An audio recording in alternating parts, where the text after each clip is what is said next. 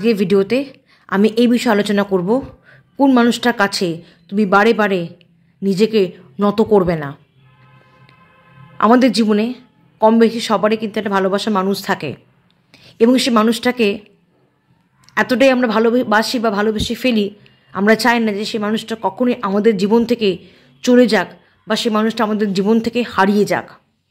তাই সেই মানুষটা যদি কখনো কোনো ভুল করেও থাকে, কোনো অভিযোগ আমরা সেই মানুষটার বিরুদ্ধে জানাই না, সব কিছুই চুপচাপ নিজের উপরে চাই কিছু হয়ে থাকুক না কেন সব দোষ নিজের ঘাড়ে নিয়ে নিই। এটা স্বাভাবিকভাবে হয়, কারণ যে যাকে ভালোবাসে এই জিনিসগুলো তারা করেই থাকবে। তোমরা হয়তো দেখা যাবে যাকে তোমরা ভালোবাসো সে যাতে কখনোই তোমাকে ছেড়ে চলে যেতে না পারে, তার জন্য তার দোষগুলোকে কখনোই মারাত্মকভাবে তুমি দেখো না, তার দোষগুলোকে তুমি চেষ্টা করো ক্ষমা করে দেওয়ার। তোমার যদি ভুল থাকে তাহলেও তুমি তার কাছে ক্ষমা চাও, তোমার যদি ভুল নাও থাকে তবুও তুমি তার কাছে ক্ষমা চাও, শুধুমাত্র সেই মানুষটাকে তোমার জীবনে বা তোমার কাছে ধরে রাখবে বলে। কিন্তু কোথাও গিয়ে দেখা যায় এত কিছু করার পরেও কিন্তু শেষ রক্ষাটা হয় না। অনেক ক্ষেত্রে দেখা যায় শেষ রক্ষাটা হয় না। যে মানুষটা তোমাকে অনবরত কষ্ট দিচ্ছে, যে মানুষটা তোমাকে অনবরত যন্ত্রণা দিচ্ছে, তুমি বুঝতে পারছো সে তোমাকে ঠকাচ্ছে, সে তোমাকে চিট করছে, তুমি বুঝতে পারছো, তুমি তাকে ভালোবাসো বলে তুমি তার চিট করার যে মানসিকতাটাকে বারবার ক্ষমা করে দিচ্ছ। সে কিন্তু মারাত্মক রকমের অন্যায় করছে, মারাত্মক রকমের ভুল করছে, সম্পর্কে একটা বিষাক্ত পরিবেশ তৈরি করছে, একটা টক্সিসিটি আনছে। কিন্তু তুমি যেহেতু সে মানুষটাকে ভালোবাসো বলে তুমি তার কোনো দোষ চোখে দেখছো না, দোষগুলোকে তুমি আড়াল করে যাচ্ছ। তোমার ভুল না থাকা সত্ত্বেও সেই মানুষটার কাছে তুমি বারবার ক্ষমা চাইছো, তোমার দোষ না থাকা সত্ত্বেও সেই মানুষটার কাছে তুমি বারবার কাকুতি মিনতি করছো, সমস্ত দোষ তুমি তোমার ঘাড়ে নিয়ে নিচ্ছ। কখনো সখনো এমনও দেখা যায় সেই মানুষটা জানছে, বুঝতে পারছে যে তুমি কোনো দোষ করনি, তারপরেও সে জানে যে বারংবার তুমি তাকে বোঝাও, বারংবার তুমি তার থেকে সব কিছু মিটমাট করে নাও। সে তোমার সাথে এত বড় কাজ করছে, সে তোমার সাথে অন্যায় করছে, সে তোমাকে কষ্ট দিচ্ছে, সে তোমাকে আঘাত করছে, সে কিন্তু মনে মনে জানে যে এমন কাজ করলে তুমি কষ্ট পেতে পারো। তবুও কিন্তু সেই মানুষটা বারংবার একই রকম ঘটনা তোমার সাথে ঘটিয়ে চলেছে এবং প্রত্যেকবার তোমার কাছে প্রমাণ থাকার পরেও তুমি সেই মানুষটাকে নিজের কাছে রাখার জন্যে বারবার তার কাছে নিজেকে নত করছো, নত স্বীকার তুমি করছো। আমি এটা বলছি না যে ভালোবাসার ক্ষেত্রে নত স্বীকার করবে না, করছো ঠিক আছে, কিন্তু সেই মানুষটাকে তো পারফেক্ট হতে হবে, সেই মানুষটাকে তো ভালো হতে হবে। তুমি তার কাছে বারবার নত স্বীকার করছো যে তোমাকে অনবরত ঠকিয়ে চলেছে। সে জানে তুমি কষ্ট পাবে, তোমাকে ঠকালে তুমি কষ্ট পাবে। যে তোমাকে প্রকৃতপক্ষে ভালোবাসবে সে কি তোমাকে কখনো ঠকানোর মানসিকতা রাখবে? সে কিন্তু কখনো তোমাকে ঠকানোর মানসিকতা রাখবে না। ভুলবশত যদি কোনো কাজ সে করেও ফেলে, নেক্সট টাইম থেকে সে চেষ্টা করবে যাতে কখনোই তার দ্বারায় তোমার জীবনে কোনো আঘাত না আসে। কিন্তু তারপরেও দেখা যাচ্ছে এই ক্ষেত্রে সেম জিনিসটা রিপিটেশন হচ্ছে। সে বারংবার তোমাকে যন্ত্রণা দিচ্ছে, বারংবার তোমাকে কষ্ট দিচ্ছে এবং তুমি সেটা বুঝতে পেরেও তুমি সমস্ত কিছু নিজের ঘাড়ে দোষটা নিয়ে নিচ্ছ।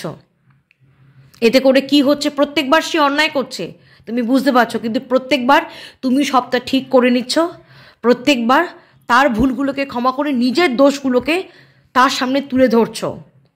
অথচ তুমি কিন্তু কোনো রকম ফল্ট বা তুমি কিছু কোনো রকম গিল্টি তুমি নয়। এই রিলেশনটা কিন্তু তোমার জন্যে খারাপ হচ্ছে না, তার জন্যই খারাপ হচ্ছে।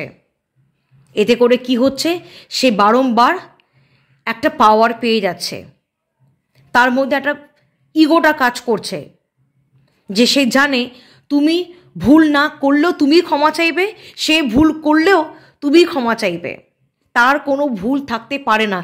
দরকার পড়লে সে তোমাকে অকারণেই কাঠগোড়ায় দাঁড় করিয়ে দেবে, তোমাকে সবার সামনে অপরাধী বানাবে, দরকার পড়লে তোমাকে আর 5টা মানুষের সামনে অপমান করবে, অপদস্থ করবে, তোমাকে খারাপ বানাবে।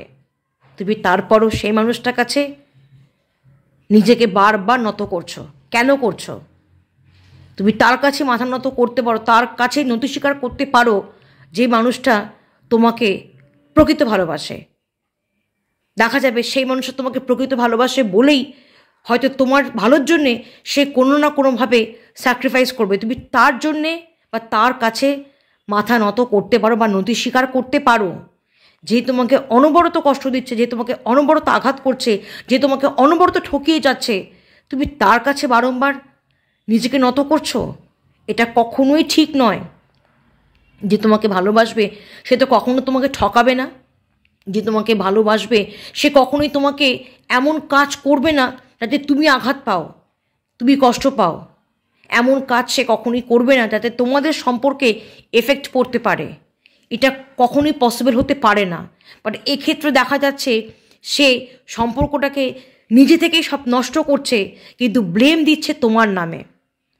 তুমি তার কাছে বারবার নিজেকে নত করে ফেলছো। এমন কাজ কখনো করো না। তুমি বা তোমরা যদি কখনো এমন পরিস্থিতির মধ্যে পড়ে থাকো, আমি বলবো সেই মানুষটার কাছে নিজেকে আর মাথা নত করতে যেও না।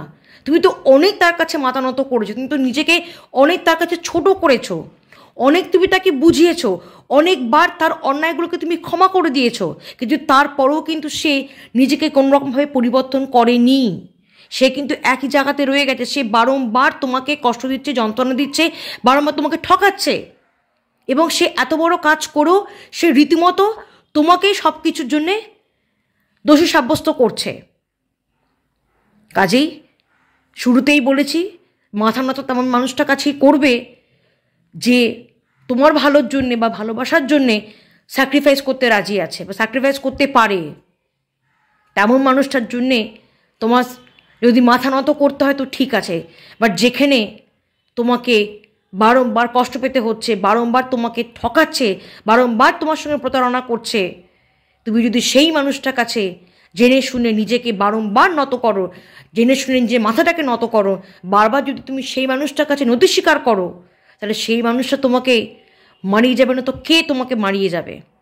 কাজেই এমন ভুল কখনোই করো না। যদি বুঝতে পারো সে তোমাকে অনবরত ঠকিয়ে চলেছে, তাকে তুমি সুযোগ করে দিয়েছো, তাকে তুমি ক্ষমা করে দিয়েছো, একবার দুবার তিনবার অনেকবার ক্ষমা করার পরেও সে যখন কোনোভাবেই নিজেকে শুধরোচ্ছে না, সে তোমাকে তারপরেও কষ্ট দিয়ে যাচ্ছে, তোমাকে আঘাত করে যাচ্ছে, তেমন মানুষটাকে আর তুমি ক্ষমা করো না।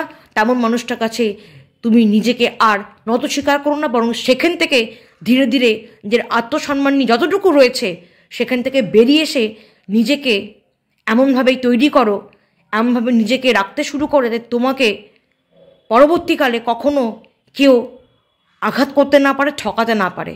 ভালো থাকো, সুস্থ থাকো।